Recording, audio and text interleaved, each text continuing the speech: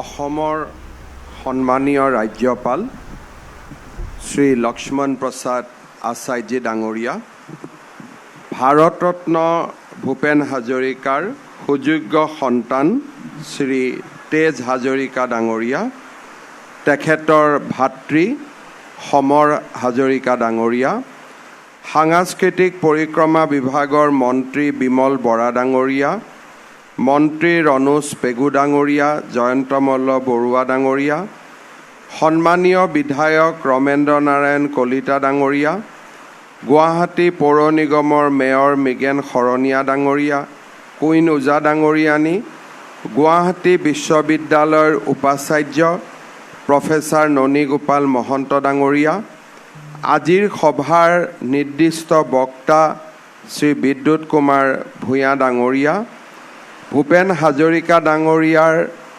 অনুগামী আজিৰ উপস্থিত সুধীবৃন্দ, তেখেতৰ পৰিয়ালবৰ্গ আৰু অতিকে শ্ৰদ্ধাৰ উপস্থিত ৰাইজ।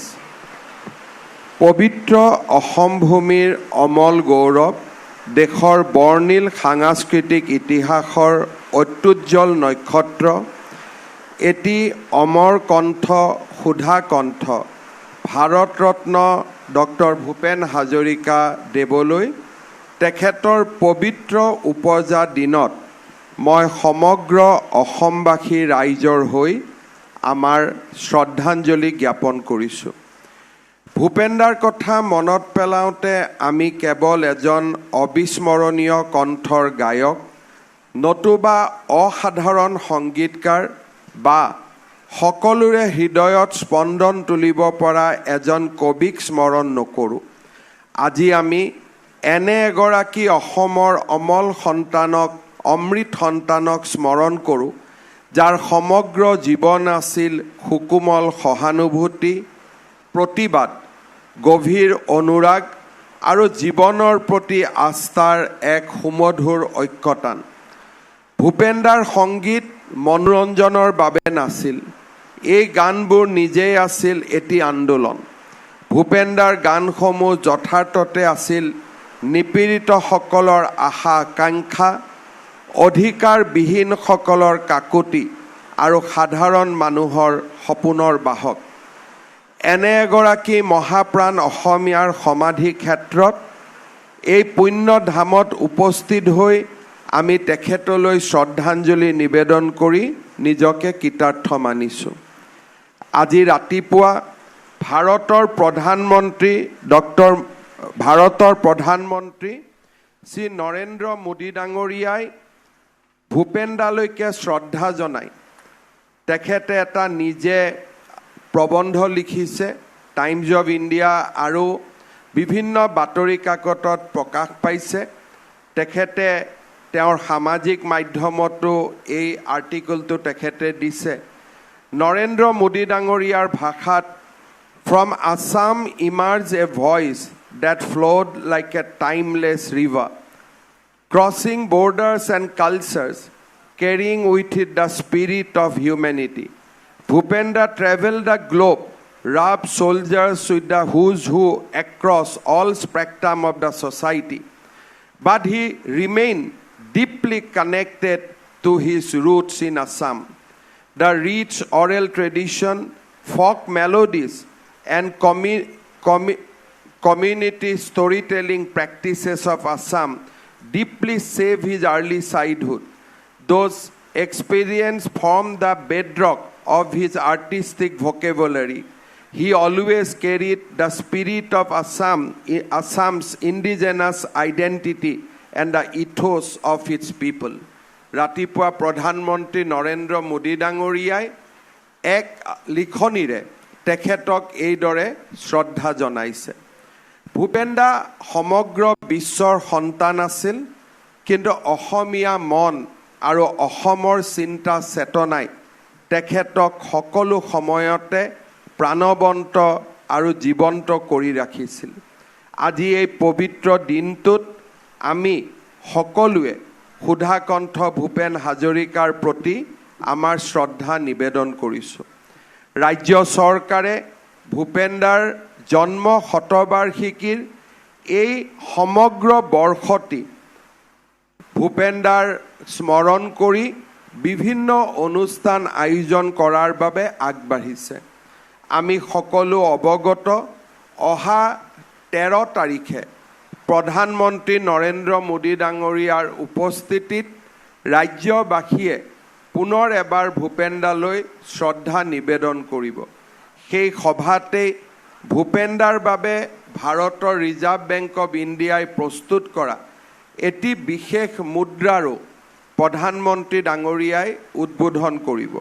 ভূপেন হাজৰিকা ডাঙৰীয়াৰ বিষয়ে সুন্দৰভাৱে লিখা এখন গ্ৰন্থ সিদিনাখন প্ৰধানমন্ত্ৰী ডাঙৰীয়াই উদ্বোধন কৰিব, যিখন গ্ৰন্থ ভাৰতৰ সকলো ভাষাতে অনুদিত হ'ব আৰু ভাৰতৰ প্ৰত্যেকখন মহাবিদ্যালয় আৰু বিশ্ববিদ্যালয়ৰ গ্ৰন্থগাৰক শুৱনি কৰিব। অসমৰ 20 লাখ পৰিয়াললৈ কিতাপৰ বৰ্ষৰ লগত সংগতি ৰাখি সেই গ্ৰন্থখনি আমি বিতৰণ কৰিম। ভূপেন দাৰ জন্ম শতবাৰ্ষিকীৰ লগত সংগতি ৰাখি অৰুণাচল প্ৰদেশ, মেঘালয়, কলিকতা, মুম্বাই আৰু নতুন দিল্লীত আমি কেইবাটাও অনুষ্ঠান আয়োজন কৰিম।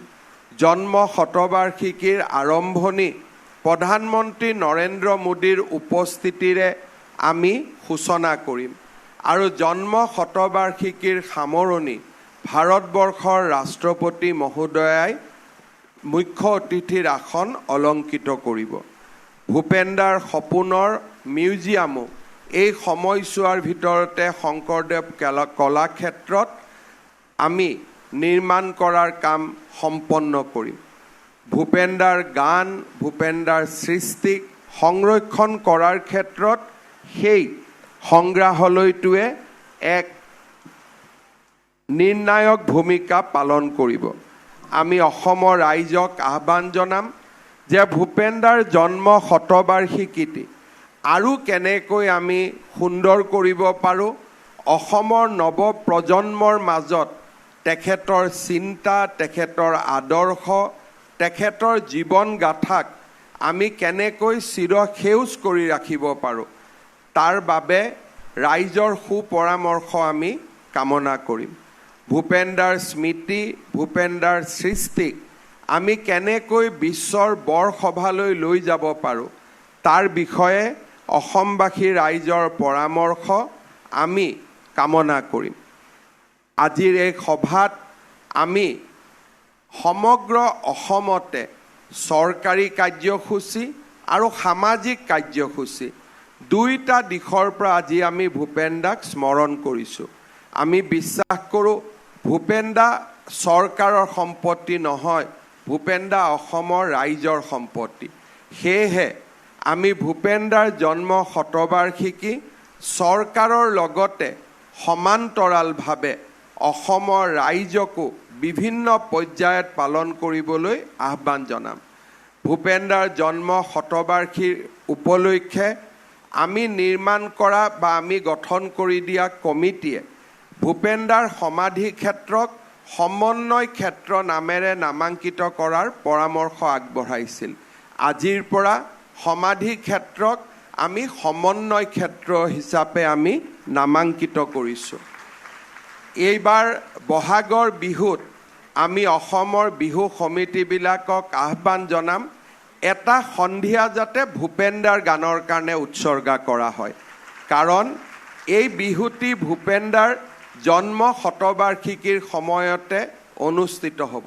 সেয়েহে আমাৰ প্ৰচেষ্টা হ'ব শদিয়াৰ পৰা ধুবুৰীলৈ প্ৰত্যেকখন বিহু কমিটিয়ে অন্তত এটা সন্ধিয়া ভূপেন দাৰ গান, ভূপেন দাৰ গানৰ শিক্ষা, ভূপেন দাৰ গানৰ পৰিকল্পনা বিভিন্ন ধৰণে আমি ভূপেন দাক স্মৰণ কৰিব পাৰিম।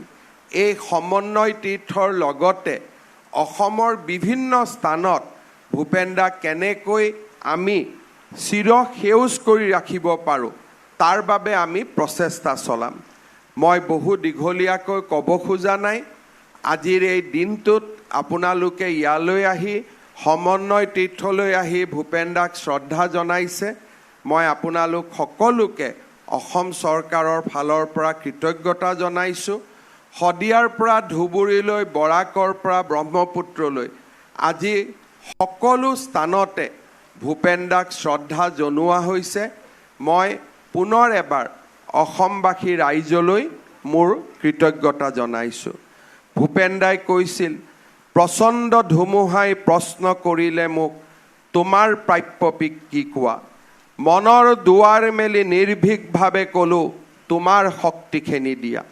মহাকাশে দিলে মোক বিশাল দৃষ্টি আৰু ধুমুহাই প্ৰচণ্ড শক্তি। বজ্ৰই দিলে মোক উদাত্ত কণ্ঠ আৰু দিলে সাহসৰ যুক্তি। বজ্ৰ কণ্ঠেৰে ধুমুহাৰ শক্তিৰে গীত গাই কপাম দিগন্ত। দানৱৰ সমাজতো গাম মানৱৰ গীত, কলিজাৰ সঁচা সুৰ সিক্ত। ভূপেন দাই মহাকাশৰ পৰা শক্তি লৈছিল আৰু সেই ভূপেন দাৰ শক্তিখিনি আজি অসমবাসীয়ে বিচাৰিছে। অসমৰ সংকটপূৰ্ণ সময়ছোৱাত আমি ভূপেন দাৰ আদৰ্শৰে অসমক জীয়াই ৰখাৰ বাবে, অসমীয়া সত্তাক কাললৈ জীয়াই ৰখাৰ বাবে আমি নিৰ্ভীকভাৱে কাম কৰিব লাগিব। ভূপেন দাৰ আদৰ্শই আমাক সদায় প্ৰেৰণা যোগাব। হেংদানধাৰী লাচিত নাথাকিলেও আগুৱাই যাবই লাগিব, নহ'লে অসমীয়াই অসমৰ মাটিতে নিজেই ভগনীয়া হ'ব। হেজাৰজন লাচিতে ভূপেন দাই কোৱাৰ দৰে হেজাৰজন অসমীয়াই লাচিত নাথাকিলেও হেংদান লৈ আমাৰ জাতিটোৰ সাংস্কৃতিক, অৰ্থনৈতিক, ৰাজনৈতিক সত্তাক সংৰক্ষণৰ বাবে ভূপেন দাৰ আদৰ্শৰে আগুৱাই যাব।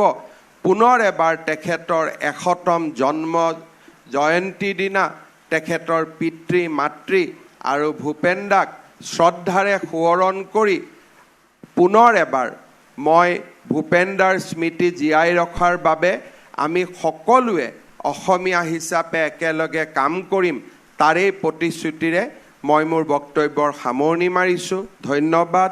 জয় হিন্দ, বন্দে মাতৰম।